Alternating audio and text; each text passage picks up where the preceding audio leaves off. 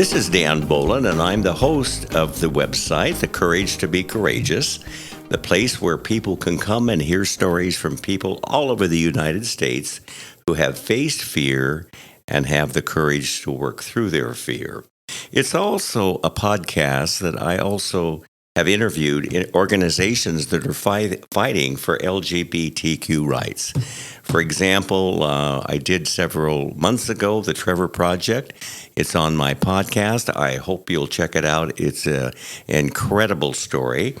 And then I also did one about Outright International that fights for gay rights in countries throughout the world. And it's a powerful, powerful one.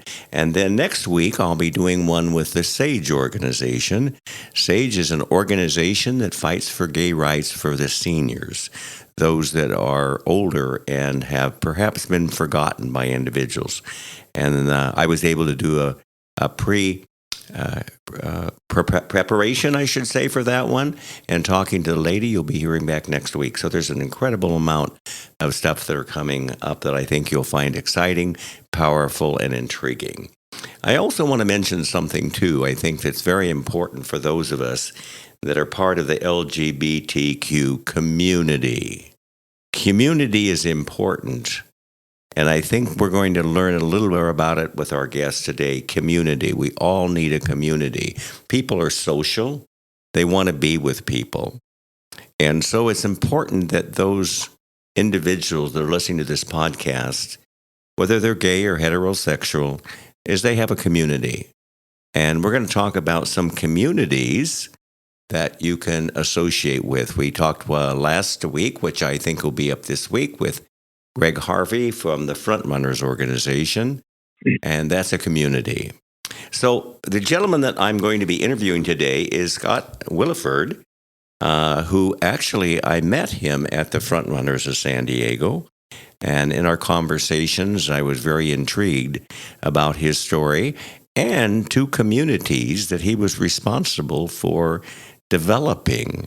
The Diversionary Theater, we're going to talk about that in San Diego. One of the three, I believe, LGBTQ theaters. And it's a powerful story, and I think you're going to be intrigued with that. And the other one, he's going to talk about an organization that he formed, which was he was the one that actually, as I mentioned, formed the organization and then was able to expand it worldwide. And that's the Gay Lesbian Tennis Alliance. That's going to be a fascinating story, and I know you're going to want to hear more. So, Scott, welcome so much for being on my podcast with me, and I wanted you to tell me a little bit about your life and how you were able to come out. So, welcome to my podcast, Scott. Well, thanks, Dan, for having me. It's humbling to be asked to tell your own story, and I think you've challenged me in doing this, because I've had to go back and actually think about a lot of details about my growing up and the different inflection points in my life too. So it's been a good experience for me, but as I said, quite humbling to be telling my own story. I grew up in Northern California, was born July 4th, 1959. So I have another one of those birthdays coming up here next week. Yes, yeah, you just gave away your age, too. I did. I might as well just throw it all out there. You might as well just put it out there. Happy birthday, by the way. Thank you. Grew up in Livermore, California, in the East Bay area. My mom was a homemaker. My dad was a coach, principal, vice principal, Dean of Boys, kind of a sports legend in town. He was one of the Hall of Famers in many sports. He was an All-American basketball player. He was a legendary coach there, and actually kind of known as coached by just about everybody in the sports arena in our Tri-Valley area. So I kind of grew up in a little bit of a shadow of my dad, but I know so many things in my life that I did were driven by my desire to please him, to be kind of live up to the standards that I felt like he did. So I think that's kind of a theme that will come back Yes, I as we appreciate talked that. about my life. But pretty much a middle class family, middle class values. We went to Presbyterian church on occasion, but we didn't really grow up with strong religious values. It was more of a being good and connected with community, and so pretty average household that I grew up in. I felt like. Now, you mentioned when you were young that you liked to draw and that you started drawing when you were 7, 8, 9, 10 years old. And Oh what yeah. did you draw when you drew? hmm Well, it's funny. I was looking back recently at a little book that I had put together. Where you say what you want to be when you grow up every year, and every year in those early years, I said artist, artist, artist. I loved to draw. I spent a lot of time by myself and with one other friend who also loved to draw. We would get together and draw, and kind of realized that when I look back, a lot of my drawings were of men of power, political figures, sports figures, people, even local figures, people that I admired. And I kind of look back now and I say, like, I had a little bit of an obsession with powerful men. Mm-hmm. And while I didn't I had no idea that I might be gay, that, when I look back at it, I think, yeah, I had an early interest in men, much more so than women. And I think that was the period in life when I really, in retrospect, kind of knew that I was starting to feel a little bit different. And that sometimes starts, and a lot of times it starts in the puberty area when you're going through Mm-hmm. puberty. And then Right. I think you mentioned when we talked yesterday that you thought maybe your interest in men was just a phase, Yeah. and that you would get through the phase. Sure. I think that was probably even a little bit later on. But yeah, the early years of just being interested realizing I was more interested and felt a little bit different in that way, and more interested in men than women. Kind of the whole myth was sort of busted for me when I went through puberty, when I realized, oh no, I'm not just interested, I'm getting to feel very attracted to men. Right. In the area 12 to 14, I started realizing as I was, getting into that age, that it's like, okay, I definitely have more than just interest. It's an attraction. It's a physical attraction. And I was interested in boys. I grew up in a sports household. So my brother I had a brother. I didn't say this. I had an older sister and a brother that was a year younger than me. We were both very much into sports. And so I was very attracted to the other boys in sports at that point. And I knew then that something was happening with me that I was having to kind of push down. Mm-hmm. Those desires, those feelings were things that I felt really shameful about. So I really pushed them back and moved forward into high school. But I was definitely at that point knowing that I was attracted to boys. And I think also we didn't have any role models back then. We have role models today that are gay. And so sometimes when you don't have a role model, you feel totally alone, and that I'm here against everybody else, and I'm the only one that feels that way. And of course, that's not true, but that's how you feel at the time. Now, I'm going to talk a little bit about, I know you went into a severe depression. A lot of it had to do because I know you dated girls and tried to play the pseudo role of being straight. You really weren't straight, but you tried to play straight. You went into depression and had feelings of suicide. But then you went and saw a psychologist. I think it was 1983. And this is an interesting story. Now, I'm going to make a comment. We're not against psychologists. In fact, most of us have been to one. I have spent a fortune on them over the years. But this is an incident I think is pretty interesting. Tell us about this incident, if you would, Scott. Okay. Sure. Well, yes, I went through high school trying to date and I did have one girlfriend, and we were sexually active. It was kind of my way of, even though I was more attracted to the boys, I definitely tried. I definitely tried. I had a lot of hormones flowing. I think I used that,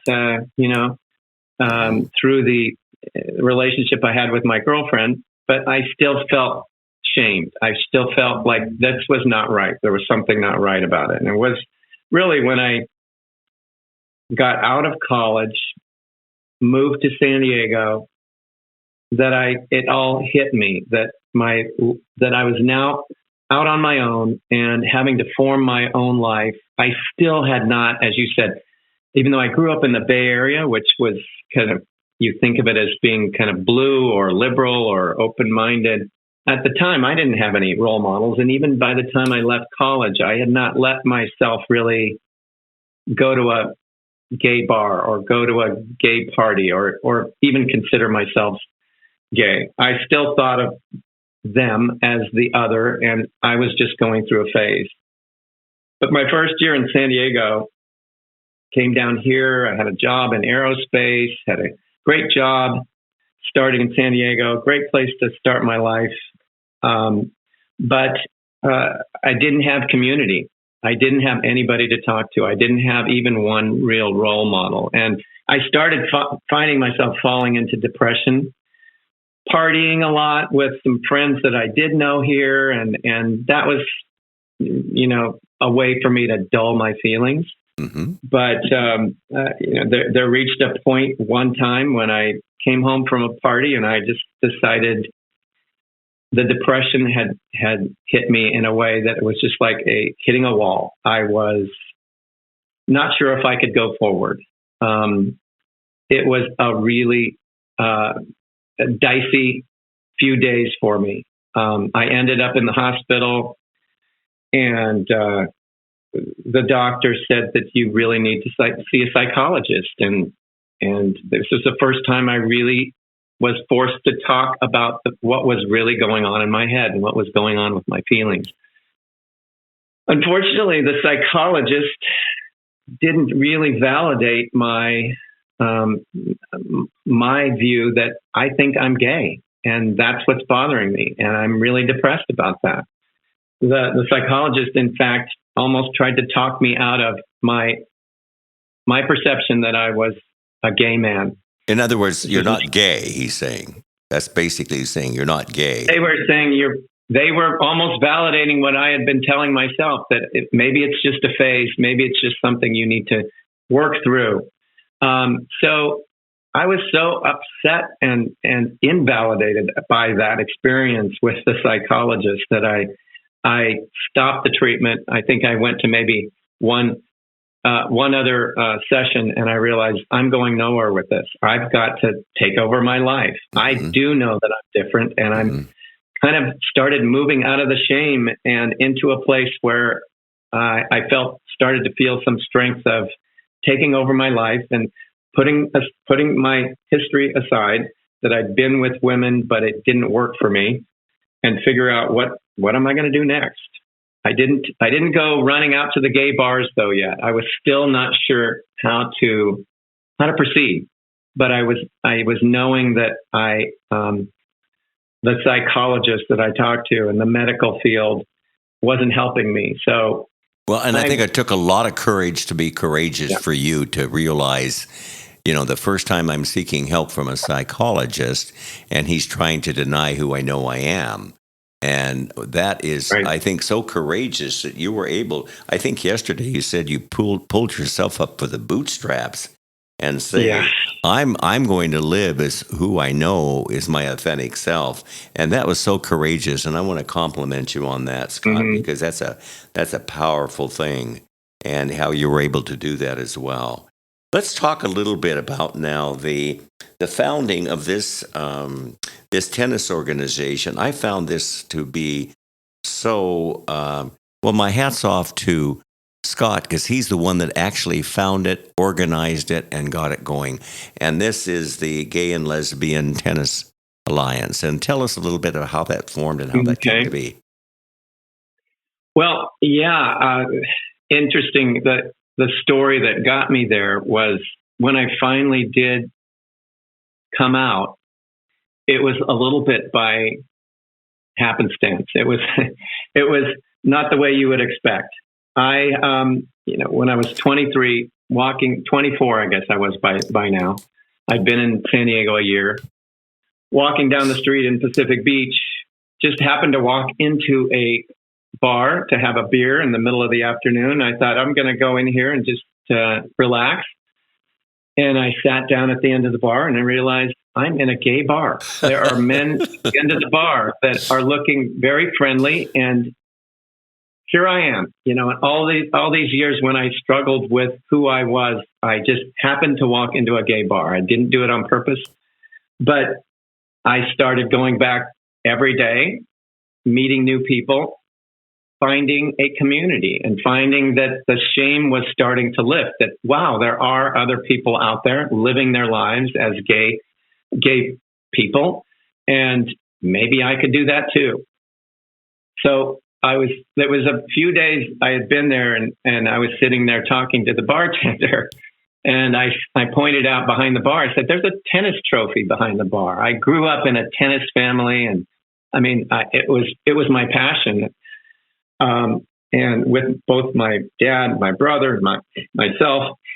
And here I am in a gay bar and there's a tennis trophy. The two didn't seem to go together for me. I never put sports and being gay together in the same thought. Uh-huh. I asked him what it was about and he said, well, there's this little group of tennis players that come in here every week and they have a meeting and if you want, I can put you in touch with them. And I said, absolutely. And I went down and met them the next week. They used to play down at City College down here in San Diego. I went out that first day and sat there and realized I had now found a new community. A family, and it right? Felt, yeah, a family. What it ended up being my family. So I helped really grow that little organization, San Diego Tennis Federation, along with the founder, Jim Winters, and he basically handed it over to me after a year and said, you've got the passion for this. You take it over, you grow it. You're the person to move forward. And I was president of our federation for many years and started going to other cities and talking to other people forming these different gay sports leagues in their cities. Went to their tournaments, got to be known as somebody that was kind of helping put together a circuit of tennis associations around the country. And it was actually 1990 at the Gay Games in Vancouver when Vancouver was hosting the Gay Games. They'd never put on a tennis tournament before. It was turning out to look like a kind of a disaster. I went up there the week before the Gay Games in Vancouver and helped them redo the whole tournament. It was after that I decided to put out a survey to all the little tennis leagues around the country. It's like, hey, do we need some standards? Do we need some help? I think we could all help each other more if we were an alliance of some kind. And sure enough, they all were adamant and unanimous in believing that was a good idea. And then the next tournament in San Diego, we got together and they voted to start the Gay and Lesbian Tennis Alliance, and they voted me to be the first commissioner of that organization. Wow. So through the 80s and then into the 90s, I was sort of Mr. Gay Tennis, going around and helping people organize and expand through the U.S. into Canada, Australia. Now the GLTA is an international organization. I think 70 different 70 tournaments cities. around Wow. the world. Yeah. 10,000 players. I just went to the website. It hadn't been on there in a while. 10,000 players. 10,000 players? Wow. Yeah. That's fantastic. Yeah. And thank you, Scott, for developing a community. You're actually the one that developed that. And you founded it as a community and then developed it as a bigger community there, too. And I really thank you for that. There's another example. If those of you like to play tennis, I'm sure you can get in touch with the GLTA and be able to find out how to be able to join them. Would that be correct? Could they do that? Sure. Yeah, absolutely. In fact, interesting because San Diego, our local federation, San Diego Tennis Federation, has had its annual national tournament through the GLTA every year on July 4th, which also was my birthday. Oh, wow. So this, I know by the time this podcast plays, it will be after our tournament, but this coming weekend, as we are before July 4th, is I think the 37th annual San Diego Open, which I helped form back in 1985. Well, thank you. Thank you for doing that. This is our local tournament. So yes, if you're local in San Diego, you can come to play here. If you're all over the world, though, just go to glta.net and you can find tournaments and organizations all over the world to be. And that's glta.net. Is that correct? That's right. Okay, that's very right. good. Mm-hmm. Wow, that's phenomenal. What a great job Scott has done for developing more of a community. Now we're going to talk about another community here, and this is what I have to make a comment about the diversionary theater. My partner John and I were able to find that theater, went and saw one of the productions. We were so taken back by this beautiful theater for several reasons. Number one, it is a very small theater. And in fact, I think the capacity in the main one is 140. That's what the little sign on the door said. Seating for 140 or so. Is that correct? It's a little bit over 100. It's about 110. Yeah, actually. Oh, 110. Yeah. Okay. Very intimate. Very intimate. Oh, my gosh. And they've got a nice bar there. They've actually done some remodeling. But I was so impressed with this. And in talking with Scott, I realized that he had been the president there from 2017 to 2022, and he was involved in helping develop that community too. And he went through some struggles for a period of time. So, Scott, tell us a little bit about the diversionary theater, how you got connected to it, and how it became a community. And I want to really say, we just got back, John and I, last week. It was so good, we had to go see it twice because it was booked all the time. Head Over Heels was the name of it. It was fantastic. Anyway, I got to stop talking about it. I'll let Scott tell us more about it. Go ahead, Scott. Okay. Well, yeah, interesting, Dan. I think one of the lucky things that I had with my timing of coming out was that I came out in the 80s, which was, the downside of that was the AIDS crisis was there. It was a factor. It was a huge fear for us all at the time. But it was also a really active time for the gay community to be developing and coming together and building networks and support systems. And a lot of the gay sports groups, as I talked, the tennis group was formed in the 1980s. Also, the diversionary theater really came out of the 1980s. And the mid-80s was a time when we were trying to tell our stories, where the AIDS crisis was happening, but our president wouldn't really even talk about it. So, during those Reagan years, we were feeling like we had to fight back in a way that we didn't have a lot of power yet. But one of the ways that we could do that was to tell the stories of our community on stage. I went to one of the very first productions of diversionary theater back in 1986. It was all around that mid-'80s time when a lot of these organizations start. I was a patron of the theater for years. I bought my season tickets year after year after year because I loved sitting in this safe place. And I think that's another theme of the Tennis Federation was a safe place for us to play and be with people we were comfortable with. The theater was a safe place for people to come and see themselves on stage, to see the stories of our community. And a lot of those early stories were about the AIDS crisis. Mm-hmm. So there were actors in those early years that had AIDS. There were actors and directors on diversionary theater who died of AIDS, and so it was an active story that we were telling with people that were afflicted by that plague of the 1980s. So flashing forward, I'd always been a patron of theater.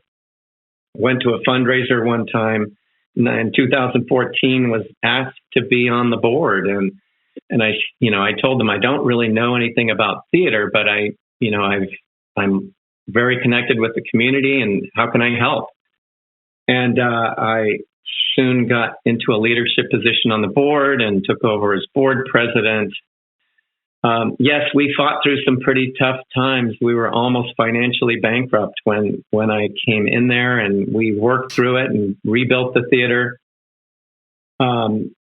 We did a huge project to remodel the theater, pay down the mortgage, get us to the point where we were financially solvent and probably in our best place we've ever been right now. But our goals all through the time that we built and developed diversionary theater was to continue to keep it as a safe place for our community, a place where people could come and be themselves and see themselves. Fantastic. So I poured a lot of time and effort into diversionary, but it was a labor of love. It was the most rewarding thing. Even with the tennis years, I remember really fondly those years, but I think the diversionary theater is something really special for me about it. Being able to do that a little bit later in life, after seeing everything that people had gone through in our community and continue to go through even today, as we see our Supreme Court rulings, we continue to have to fight for our rights. Of course. We continue to tell our story. Yes, that's right. Diversionary has been a special place for our community. I think it's one of the three oldest, as you said, one of the three oldest continuously running LGBT-focused theaters in the country, and probably one of the best known now, with due to all the hard work that our executive artistic director Matt Morrow put in during those 9 years that I was with the theater also. Well, that is fantastic. And I want to talk a little bit more, too, about diversionary theater. Scott brought out some interesting things. It's more difficult now because the cost of building and doing the stage and building the stage has gone up much higher. Yeah. And so it costs a lot more money to run these productions. And, of course, than paying the artists, paying the performers. So sometimes when we have a community, what can we do to help the community? Well, they need skilled labor to maybe donate their time and effort to help maybe build stages or do some other work within the theater. I think what's fascinating now, when on the board, there used to be 5 people, directors, and I think now you said, Scott, there's 20 directors and 10 full-time staff members.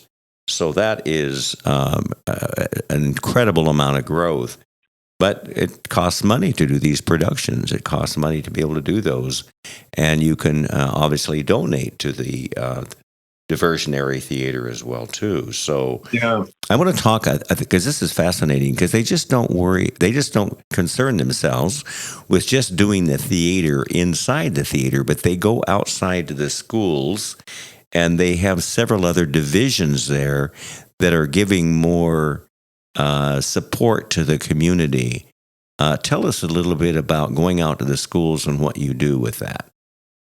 Right. Well, thanks. Yes, we're very proud at Diversionary Theater that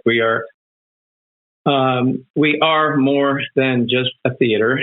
It is true. We live those values of creating a safe place, but also taking it out into the community. Our little theater is on Park Boulevard in San Diego. But we have productions that go out into the schools and into the community to really allow others to tell their stories, to see others, to understand the magic of theater. And we actually have 9 arts education programs now that were really developed by Matt Morrow and his husband, Skylar, who was the education director, who are now leading the organization for a great opportunity up in the Bay Area. But they, from scratch, basically, in the last 9 years, we've become a theater with a huge arts education portfolio. Well, that's wonderful. That is absolutely wonderful. Yeah. So you were, and I think you were talking when you go into the schools. You made a comment yesterday that the theater helps save lives.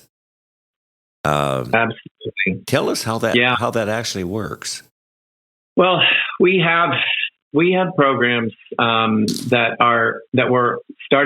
were recognized by the San Diego Unified School District as programs that could help kids that are trying to find themselves, trying to find their own identity, and see themselves in a way that, lifts the shame, just like we all had to do by our bootstraps, because we didn't have these kinds of programs when we were kids, right? That is correct. Yeah. It's just amazing to be able to go out and have the school district come to us and say, can you do this for us? I mean, when I was growing up, I'm sure that would have thought, this was bad to be taking this out to the kids, to be indoctrinating them and all of the things that we still hear going on.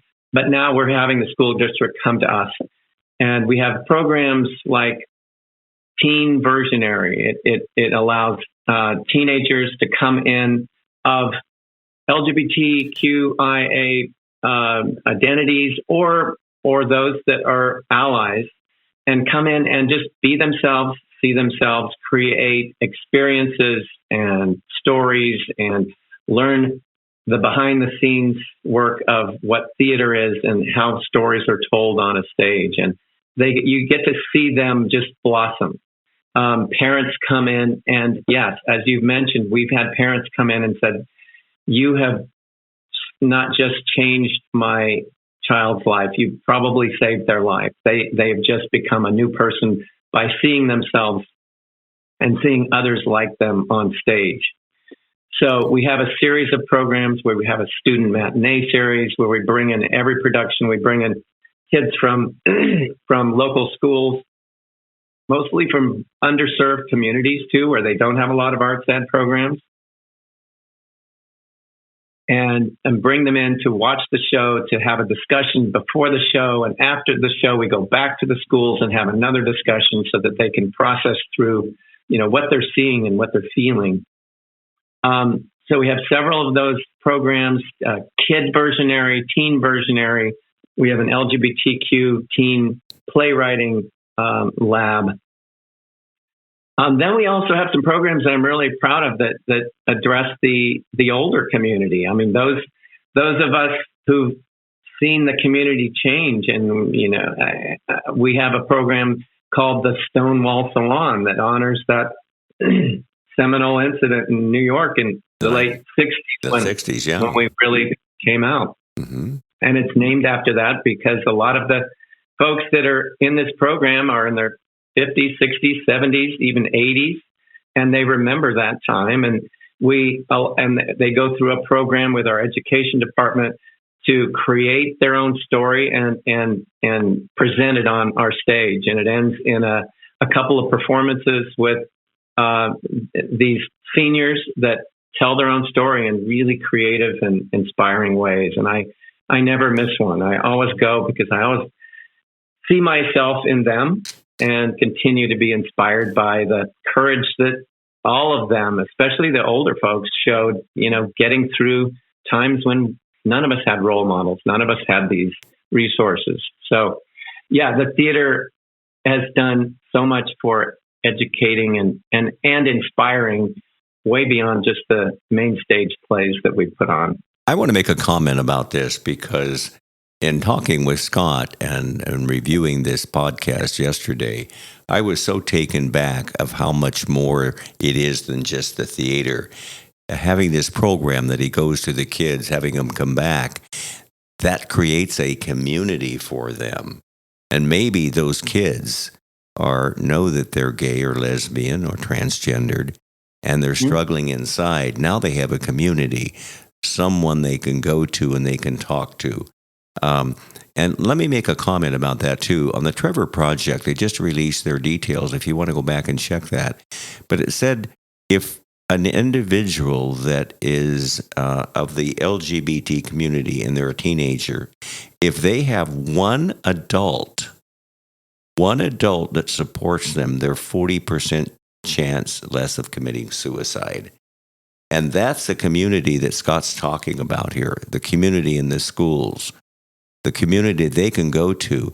And they have more than just one adult, that they have adults, a community there. And a community, when you have a community that supports who you are, the chances of you taking your life become considerably less.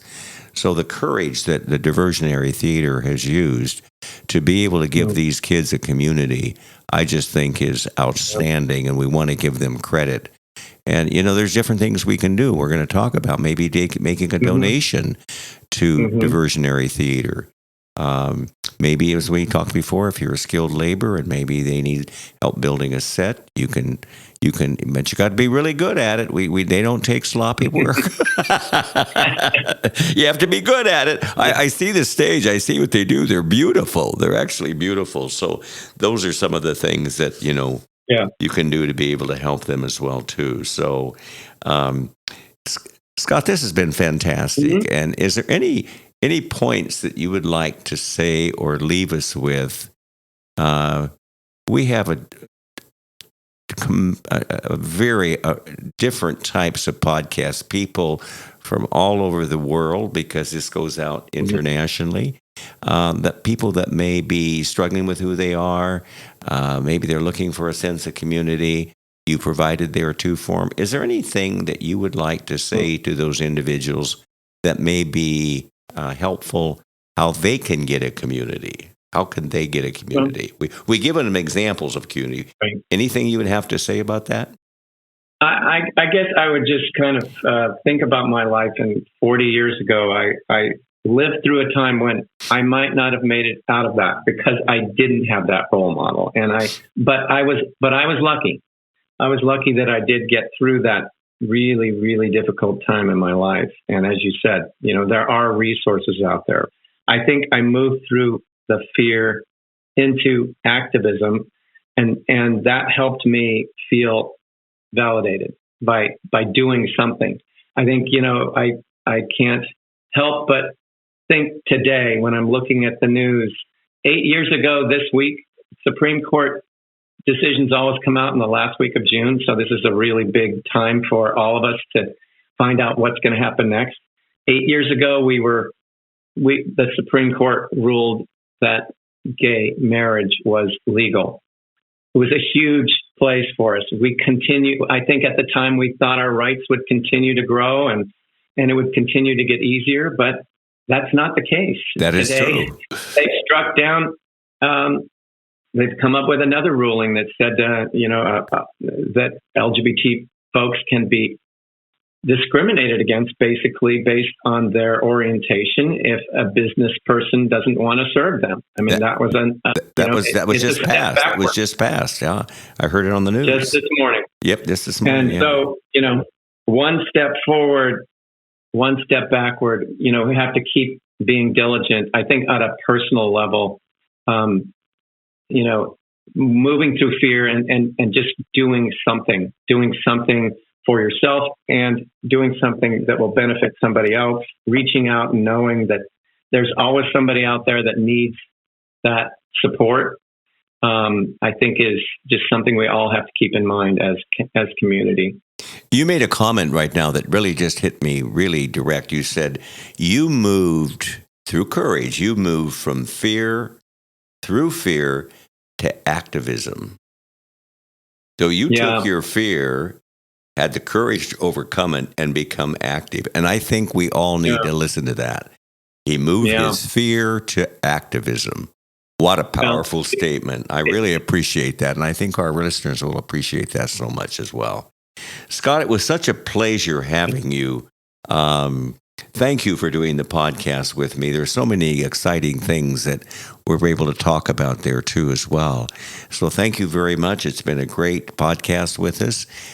And thank you for the courage that you showed to be courageous as well. Take care, Scott.